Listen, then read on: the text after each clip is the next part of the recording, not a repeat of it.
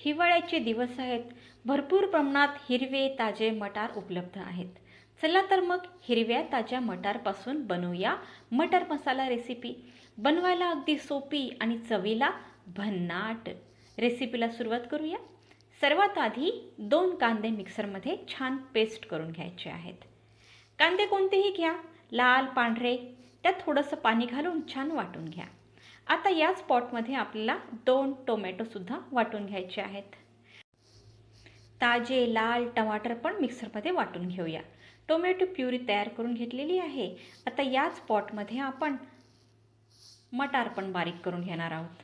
पण मटार आपल्याला एकदम बारीक करायचे नाही, तर जाडसर वाटायचे आहेत.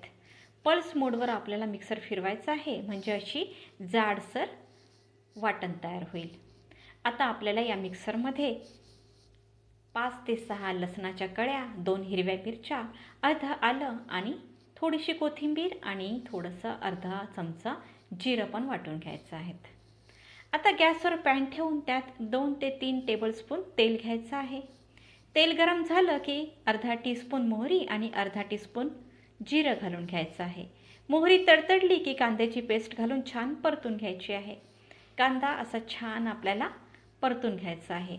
थोडंसं मीठ टाकलं की कांदा लवकर शिजतो.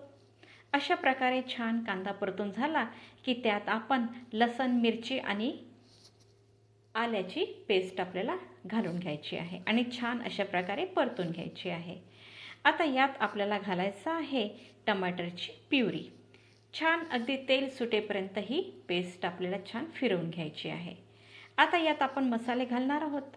अर्धा टीस्पून हळद, 1 टीस्पून धने पावडर, 1 टीस्पून जिरे पावडर आणि 1 टीस्पून लाल तिखट घातलेला आहे आणि 1 टीस्पून किचन किंग मसाला पण घातलेला आहे.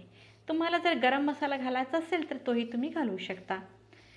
मसाले छान परतून घ्यायचे आहेत आणि आता मसाले जळू नये म्हणून यात आपल्याला थोडंसं पाणी पण घालून घ्यायचं आहे. आता हे छान अगदी छान परतून घ्यायचं आहे आणि यामध्ये आता आपल्याला मटरचं वाटण घालून घ्यायचं आहे. आता यात वाटण्याचं हे वाटण आपण घालून घेतलेलं आहे आणि छानपैकी मस्त याला फिरवून घ्यायचं आहे. हे छान मिक्स करून घ्यायचं आहे आणि थोडा वेळ हे आपल्याला झाकून ठेवायचं आहे. अशा प्रकारे हे वाटण झालं की यात आपल्याला आता पाणी घालायचं आहे. साधारणतः 1.5 ते 2 कप पाणी यात आपल्याला घालायचं आहे. पाणी घातल्यानंतर छान मिक्स करायचं आहे आणि 5 मिनिटं आपल्याला हे झाकून ठेवायचं आहे. हा मटार मसाला आपण छान झाकून ठेवूया. आपण या ठिकाणी मटार हे कच्चे वापरलेले होते, त्यामुळे हे आपल्याला शिजू द्यायचे आहेत. 5 ते 7 मिनिटानंतर अशा प्रकारे आपला मटार मसाला अगदी तयार आहे. कोथिंबीर घालूया आणि चवीपुरतं मीठ घालूया. वरून आता आपल्याला याला तडका द्यायचा आहे. थोड्याशा तेलामध्ये मी मोहरी, जिरे आणि लाल तिखट घालून वरून तडका घातलेला आहे. अशा प्रकारे तडका आपण टाकला की या भाजीला अगदी भन्नाट चव येते. वरून कोथिंबीर पेरूया आणि आपली ही छानपैकी मटार मसाला अगदी रेडी आहे. गरमागरम मटार मसाला आपण आता एका बाउलमध्ये सर्व करून घेऊया आणि जेवणासाठी आपण हे आता ताटामध्ये वाढून घेऊया. मस्तपैकी चमचमीत झणझणीत हा मटार मसाला तयार आहे. हा मटार मसाला आपल्याला छान गरमागरम भाकरीसोबत खायचा आहे. सोबत मुळा, काकडी, मेथीचा घोळाना, लिंबाची फोड, पापड. वा कमाल.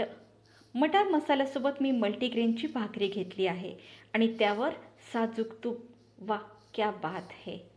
रेसिपी आवडली असल्यास रेसिपीला पटकन लाईक करून टाका आणि अशाच नवनवीन आणि झणझणीत रेसिपीसाठी माझ्या चॅनलला नक्की सबस्क्राईब करा. भेटूयात पुढल्या रेसिपीमध्ये. तोपर्यंत बाय.